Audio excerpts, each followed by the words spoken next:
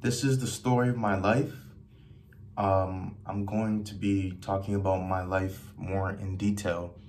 I have made multiple videos, lots of videos talking about my life, whether it was TikTok or YouTube, but specifically in this video, I'm just gonna timeline to timeline to timeline kind of, and grab some popcorn, whatever, grab some water, and I hope you enjoy the story of my life. And with this video, I just kind of hope to inspire. I hope to inspire, to encourage, to motivate people. And let's begin. So, growing up as a kid, as a jit, when I was a kid, I was sick a lot. I was sick. Like there was times where I would just throw up a lot. I would just throw up a lot. I would get very sick. It's like I had a lot of stomach viruses. I'm not even joking. So to be honest, I had a lot of stomach viruses growing up, and I don't understand why or how I had a lot of stomach viruses, but I was in and out of the hospital a lot, just being rushed to the emergency room. Days where, my mom would have to make like some type, not like a soup, but like a healing, it was a drink. It's called like Madida. Madida is like this type of, it's a very calm drink, but it's very healing. She would put peanut butter in it, sometimes lemon water. She would give me, I was sick a lot as a kid. And, now that I think about it, it's crazy how often I was sick, There were times where I've eaten people's foods and I've just thrown up after, and it just makes no sense to me how much I was sick as a kid. There's this time where I got pneumonia. I didn't know I had it until I went to the emergency room, and I almost died from it because, when I was in the bed, just chilling in the emergency room bed, the doctors came in and they were just like, if you didn't bring him this night, if you didn't bring him tonight, he probably would have died. And I can't lie, I was young, I was a kid, so it didn't hit me as hard. But now that I think about it, I'm just like, damn, I really could have died. And the crazy thing is, I had a music teacher who, when I was in elementary school, she died from pneumonia.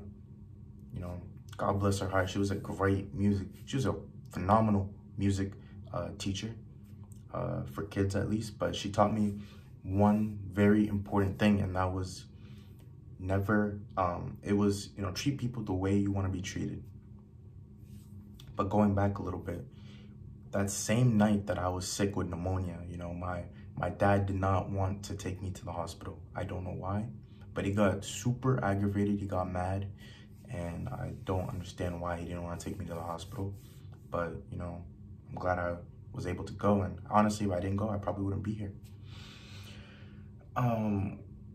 Yeah, growing up too, I had a lot of eye infections, surprisingly. I don't know why. Like, my eyes would somehow always get infected with something. I always had a lot of eye infections, a lot of stomach viruses.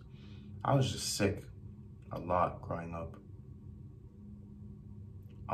Over time, as I got into like middle school and high school, I was not sick as much. But definitely when I was in elementary school, I was sick a lot. When the first kind of like neighborhood that I lived in, it was, I wouldn't say it was really the projects, but even before that, my family lived in, we lived in an apartment, I think, or like, I'm not sure if it was an apartment or a house, but we lived in an okay neighborhood at the time. But then we moved again, and that apartment, the roof started to cave in. So we had to, it was an emergency move around 2008. My family had to move to a different neighborhood, and it was definitely the projects at the time. I wouldn't say it was a very dangerous neighborhood, but I don't think it was a very safe neighborhood because there was times where I would have to run.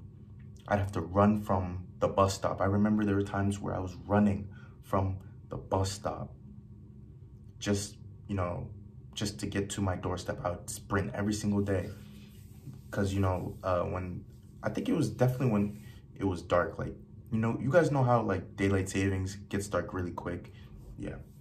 So, honestly, I didn't realize, honestly, I just, as a kid, I just thought it was an okay neighborhood overall. But really, I didn't realize it was a bad neighborhood until a trap house that was literally not even across the street. But once you leave the parking lot of the the neighborhood projects that you're in, because there's buildings that are all connected to each other, then there's a parking lot where people can park. Right across the street, literally right across the street, there was a trap house. Now, as a kid, I was always so curious because like I was just like, yo, that the garage is full of just cars and like broken cars, and like it just looked like a very dirty garage. But sometimes there'd be these crazy ass cars, crazy nice motorcycles just pulling up to this house or pulling up to this one garage. I was always so curious because, you know, they'd have cookouts, they'd have blasting music. Then this one day it clicked. When it got raided, I was like, okay, that explains. But I also didn't realize that, you know, my neighborhood was kind of like not safe when my parents, they kind of sheltered me a lot. Like I didn't get to go outside a lot as a kid, like until a certain point. I think maybe until like middle school, like my parents would not let me go outside. They would just, I would always be inside just looking out the window. I've always wanted to, I was always a kid who enjoyed nature, you know. But also, you know, I was beat a lot. I was beat decently as a kid. I can't even lie. You know, there were times where my parents, like, I remember this one time, like, I don't know what I said to my mom or something, but she beat me senseless, bro. She beat me so hard, I slept in a closet. I slept in the closet. Like, I got beat in the closet because I was hiding, and I just slept in there for hours. You know, I remember this one time where my mom, she started stepping on my stomach. I don't know why.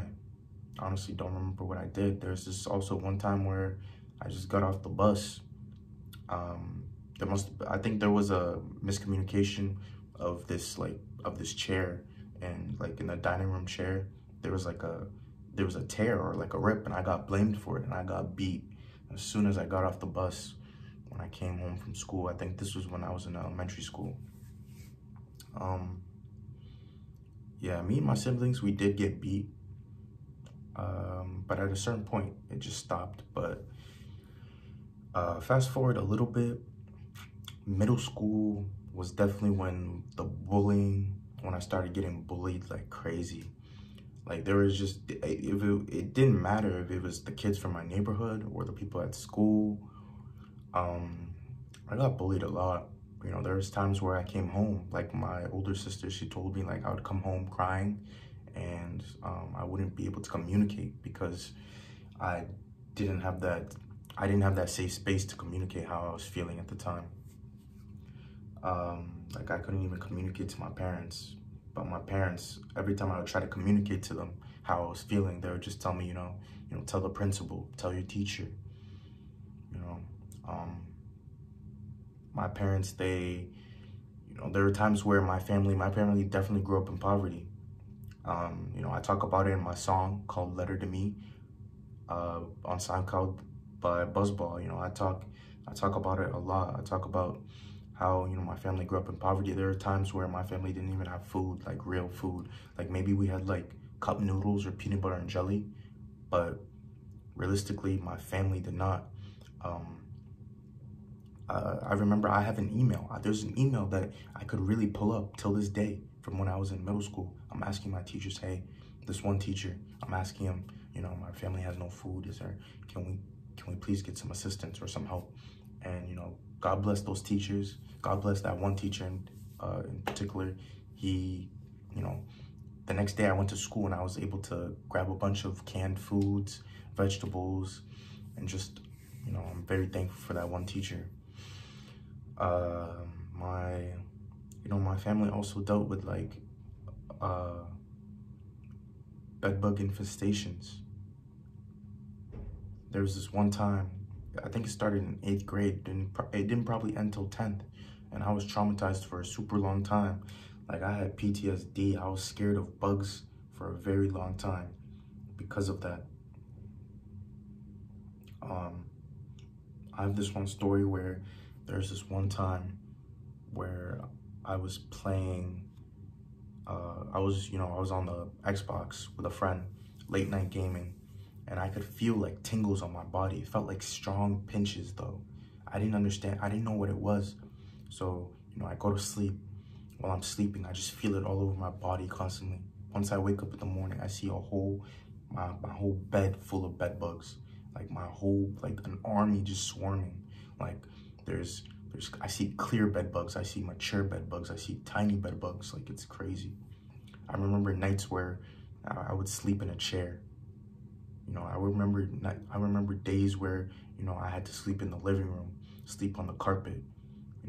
That's kind of how bad it got. For a long period of my life, I was super depressed. I was in a very dark time. That's when I think I got into 9th grade of high school. After my second semester, I don't know, second semester of 9th grade, I became super depressed. Super depressed. That's when I turned to weed. I started smoking weed. And weed and just listening to music was probably my only escape, honestly. It was probably my only escape. I got caught my junior year. My parents finally caught me my junior year. And they really kept an eye on me. They were on my ass for a very, very, very, very long time after that. It's like they lost my trust. But at one point, I was suicidal. I had suicidal thoughts. Me and my siblings were all suicidal. I remember this one night, it was this one morning actually, maybe it was 2 or 3 in the morning, my city police just comes, knocks on the door and tells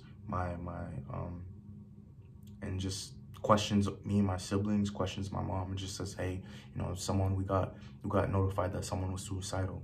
And I didn't call or send in a text, but me and my siblings definitely knew it was one of my younger siblings.